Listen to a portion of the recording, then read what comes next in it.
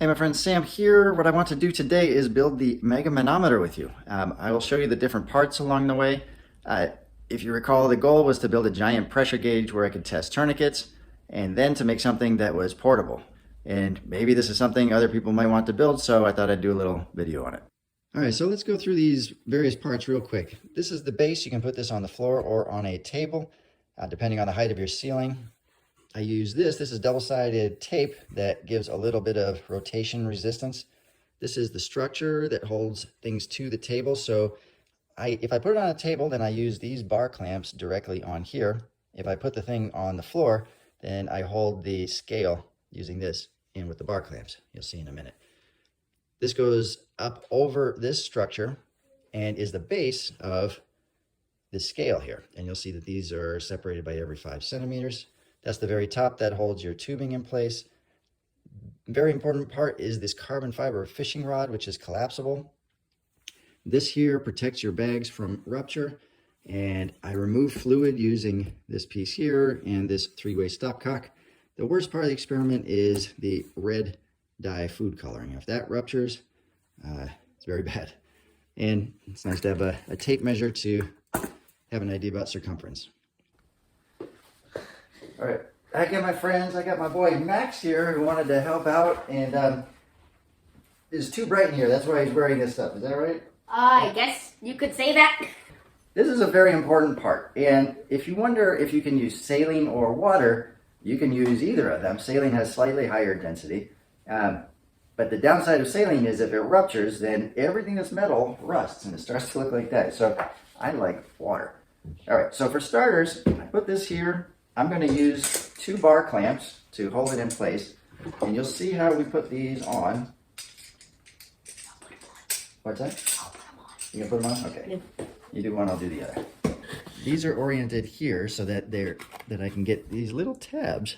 Can you see those tabs in place? So I set that down, and then that stops it from rotating. All right. What's the next step, Max? I don't know, but I think it's this. Yeah, well, okay. It's upside down. Not yet. Getting ahead of yourself. So I like to use this PVC pipe because PVC is a lot stronger than anything I can 3D print. So got the PVC there. Next step. Hold on. Wait, what? I know it seems crazy. I got this, and by the way, this was much longer than needed. I bought the longest one, which was 7.2 meters.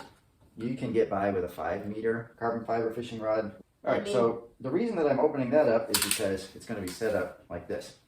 Put that over. Wait. No, not yet. Over this. Oh. Yeah. Okay. Good. And now you'll see how this piece is here. I'm going to rotate this around, set that in place there. And that... Then you also have this PVC. This little piece of PVC turns out to be very structurally helpful. Okay, you don't have to kill it. That's good. All right, now I'm never going to get that out. There we go. All right, so now that is together, and I have the basic structure here. You know what? The next step is let's bring it down from the table to the floor so that we can build the whole thing. That's right. We got to get that on. So I'm going to bring this down to the floor. One thing is that you can see that we have this like carpet tape. There's double-sided carpet tape on the bottom. And that is actually very helpful to keep the whole thing from rotating. All right, so the next step is to figure out how tall we're going to make this. You want to know this ahead of time. So, you know, if you're in a classroom with 8-foot ceilings, probably not going to work as well. Well, actually, it works anywhere as long as it just matters how many of these pieces you put on. Well, the number of bags. So if I say, you know what, I'm only going to do large limbs. I'm only going to have 4 bags. Then the peak of that column doesn't go as high, and so I can do something lower.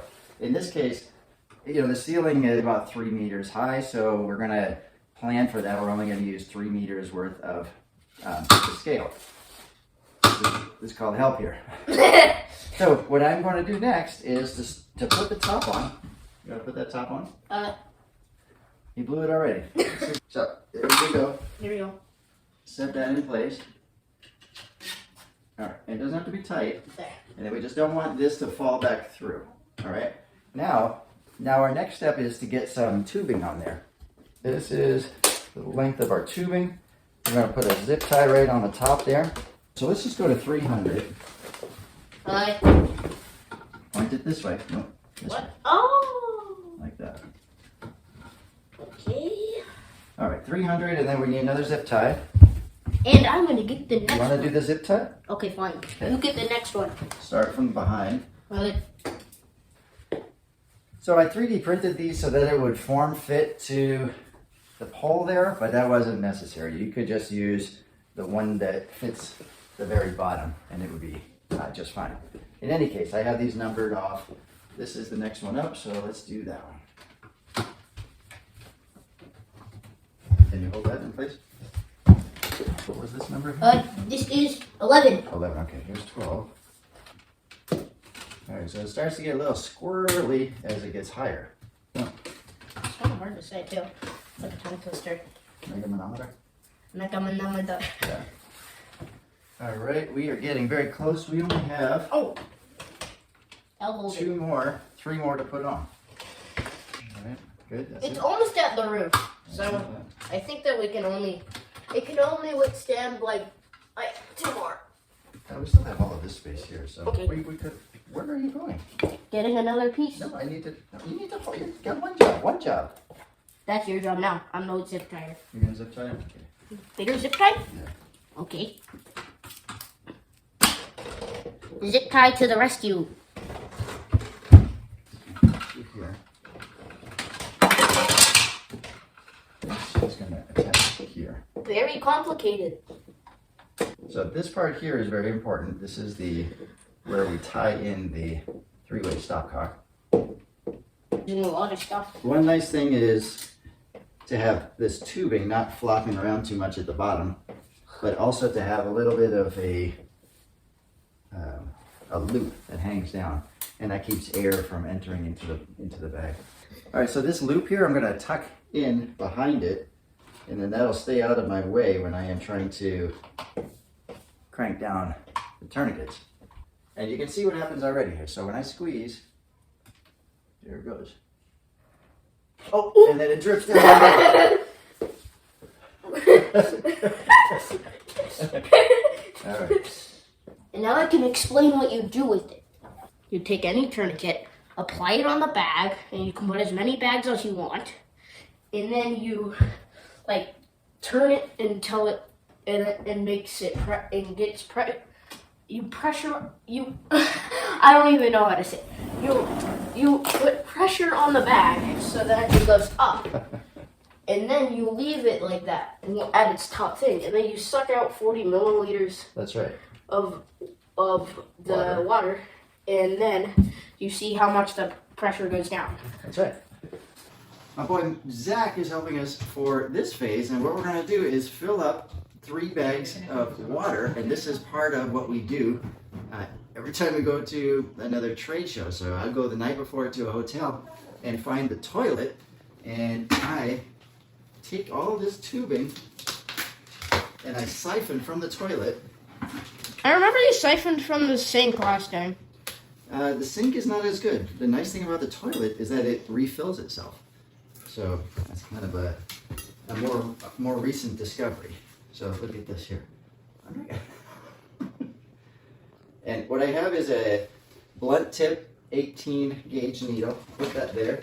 Set this in here. All right, so now my next step is I'm going to remove some fluid from the back here, and I get the siphon started. So I put this here. Can you see that? Send it down, and then make sure the end is in the water.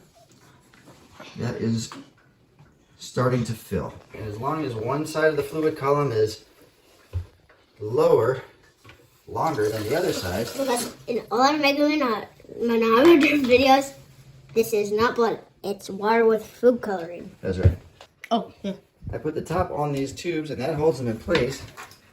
And As you can they see- siphon, you can see they go I've got inside 3 the bags, bag. 3 bags that are siphoning right now, I believe. All right, how did it go? Do we have 3 filled? Wow, that actually didn't do. Zach, why would you? So at this point, the next step is to get all the air out of it, and you can hear the air getting pushed out. Even have this. And then I squeeze it more, and you can see it going up into there. And so when you don't hear anymore, do I do the same thing with this? yeah, you can squeeze that one. Yeah, squeeze hard. Yep. So that gets all the air out. And now you can siphon the rest. Let's keep going. We need to do this one.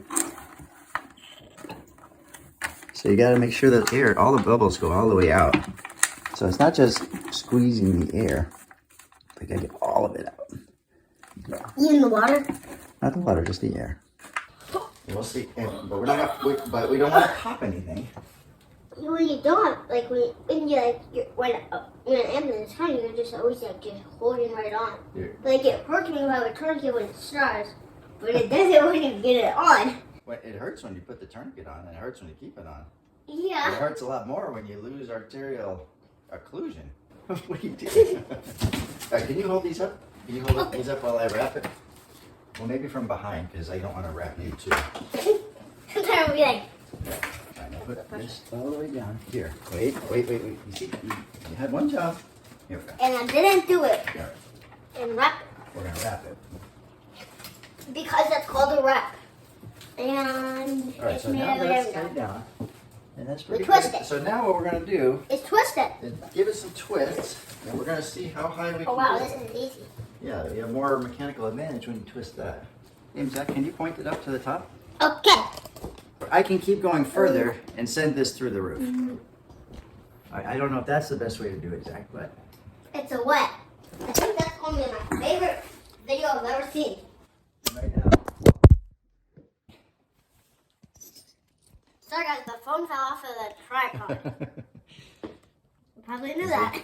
Again, I know this turned into a bit of a home video, but that's okay. Just wanted to go through the lessons learned from the MegaManometer and also some key points to think of if you want to build one. So lessons learned: as the circumference goes up, the peak pressures that any tourniquet or wrap can deliver go down. I can demonstrate that by using 1, 2, 3, or 4 bags of water or saline or some other substance. So that's one nice feature. Another thing that this shows me is that elastic maintains pressure better than inelastic. When I remove fluid from the system, pressure drops more when using an inelastic tourniquet compared with anything elastic.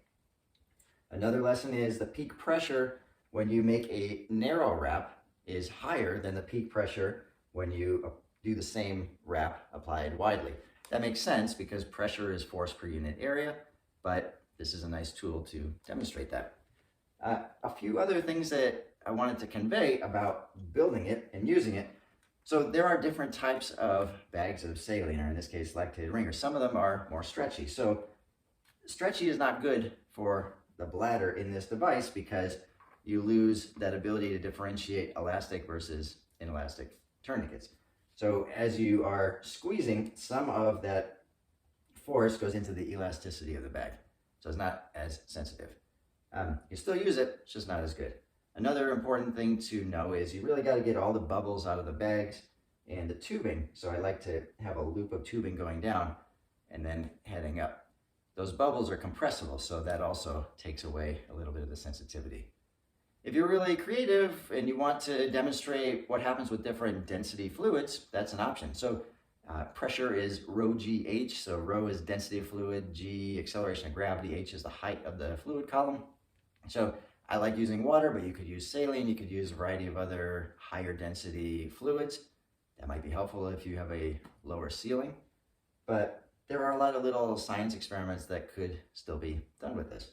So, there are only so many minutes in the day. I would love to try to mass produce these and make an educational tool for people, but I just don't have the time. So if you want to try to build something like this, if you have a 3D printer and you want to spend a month 3D printing probably 15 different parts, then let me know. I'll send you the files. But hopefully you find some of this interesting and useful. I can say I have learned a ton from this device, and the beauty is it's very visual. There's no electronics. It's not something that is easy to game. There's just a fluid column, and you can see the pressure is this high versus that high. Nothing digital. I don't have to think about the atmospheric pressure with this. It's just a comparative device. I can't say I'm not getting exact centimeters of water for millimeters of mercury, but that's okay. It's just meant to compare one squeezing device versus another squeezing device. It's close, but it's not exact. So yeah, let me know if you'd like to build one. Have a good day. Bye.